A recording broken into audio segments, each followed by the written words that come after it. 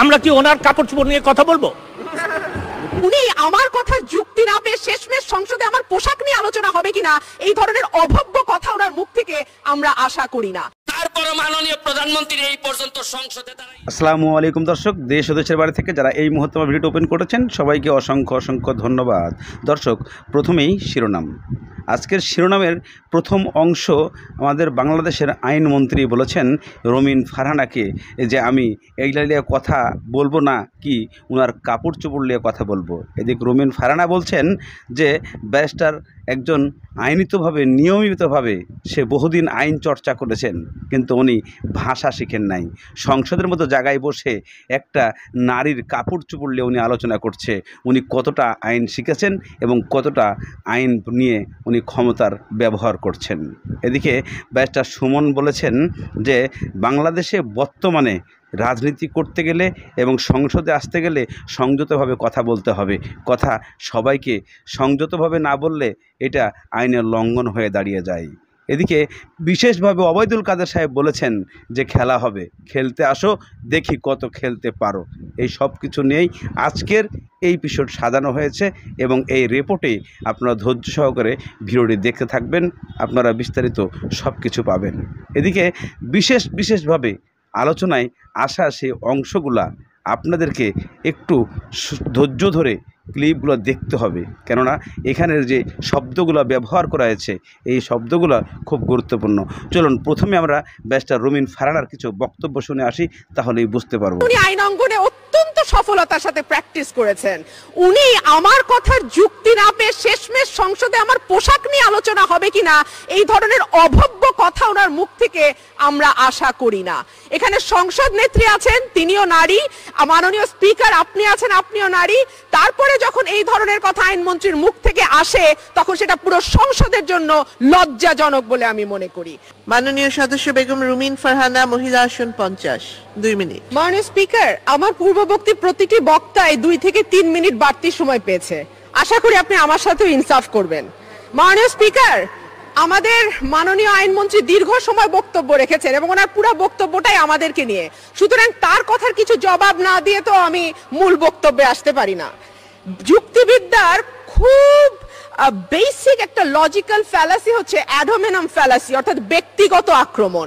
যখন কিছু আর বলবার থাকে না, কোনো যুক্তি আর দেবার থাকে না, পাল্টা কিছু লজিক্যাল কথা বলার থাকে না, তখন ব্যক্তিগত আক্রমণ আসে।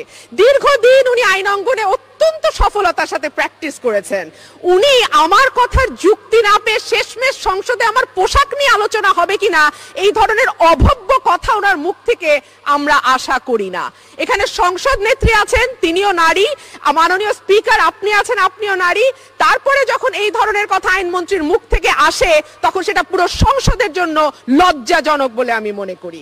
ওনাকে মনে করিয়ে দেই, পদ্মা সেতু নিয়ে ওনারা চাইলে আলোচনা করতেই পারেন। নানান কথা বলতে গিয়ে একটু ভুলভাল কথাও বলে ফেলেছেন। আমি হেলাল উদ্দিন সাহেবের কথায় বলেছিলাম তিনি সরকারি খরচে গেছেন, একেবারেই তাই। 22 মে 2022 তারিখের প্রথম আলো পত্রিকার হেডলাইন যদি দেখেন সেখানে বলা আছে সরকারি টাকায় শিক্ষা সফর, ফেরার পরদিন গেলেন অবসরে, এবং কোন 3টা প্রকল্প থেকে তার এই সফরের ব্যয়। ইতিমধ্যে আপনারা ব্যারিস্টার সুমনের কথার উত্তর প্রসঙ্গে রমিন ফারহানা যে বক্তব্যগুলো দিয়েছেন, যে কথাগুলো দিয়েছেন, সেই কথাগুলা কতটা মূল্যবান এবং কতটা যৌক্তিক। যেখানে আইনমন্ত্রীও কথাগুলা উত্থাপন করেছিলেন, সেখানে মাননীয় প্রধানমন্ত্রী সংসদে বসা অবস্থায় এই ধরনের অশালীল ভাষা ব্যবহার করাটা একজন মন্ত্রীর জন্য, একজন আইনমন্ত্রীর জন্য কতটা যৌক্তিক হয়ে যায় সেই প্রশ্নটা রমিন ফারহানা বারবার করেন। এদিকে সামনে আপনাদের মূল অংশে আপনারা পেয়ে যাবেন এখানে বিএনপির হারুনার রশিদ চাঁপাইনবাবগঞ্জের উনি যে ব্যাখ্যা দিয়েছে, উনি বলেছেন যে আপনারা এইগুলা খেলা বাদ দিয়ে দেশকে বাঁচান, আপনারা খেলা বন্ধ করেন। কথার প্রতি উত্তরে বাংলাদেশের আরেক ফাটাকিষ্ট বর্তমানে ওবায়দুল কাদের সাহেব উনি বলেছেন আসেন খেলা হবে, খেলা খেলতে রাজি আছি। তবে এ কি বাক্য! সংসদের মতো একটা জায়গায় যেখানে সারা বাংলাদেশ অথবা সারা পৃথিবীর মানুষ এ জায়গায় চোখ রাখে, এখানে কি খেলা শুরু হয়েছে, এই খেলার শেষ কোথায়? চলুন আমরা চলে যাই চাঁপাইনবাবগঞ্জের হারুনা রশিদের কাছে তার কিছু বক্তব্য শুনে আসি আমরা। খেলা বন্ধ করুন, খেলা বন্ধ করে সত্যিকার অর্থে দেশকে একটি গণতান্ত্রিক পথে নিয়ে যাওয়ার পদক্ষেপ গ্রহণ করুন। খেলা হবে লুটপাটের বিরুদ্ধে। খারাপ কি বলেছি? মাননীয় যোগাযোগ মন্ত্রী প্রায় বলছেন খেলা হবে, আগামী 10ই ডিসেম্বর খেলা হবে। আমরা আর এমন খেলা দেখতে যাচ্ছি না যেন জনদুর্ভোগে মানুষ আমরা পড়ি। বিএনপি এই দেশের আপনার দ্রব্যমূল্য, বিদ্যুৎ এগুলো নিয়ে গত কয়েক মাস যাবত সভা সমাবেশ করছে। আপনি কেন আজকে পরিবহন বন্ধ করছে? স্বরাষ্ট্রমন্ত্রীকে প্রশ্ন করলে বলেন যে কি কারণে পরিবহন বন্ধ হয়েছে আমি বলতে পারবো না। তাহলে দেশ চালাচ্ছেন কেন আপনারা? একটা নয়, দুটো নয়, একের পর এক উপর্যুপরি আগামী 5 তারিখে আপনার বরিশালে সমাবেশ। দেখলাম লঞ্চ বন্ধ, 3 হুইলার বন্ধ, বাস বন্ধ, ট্রেন বন্ধ, সবকিছু বন্ধ।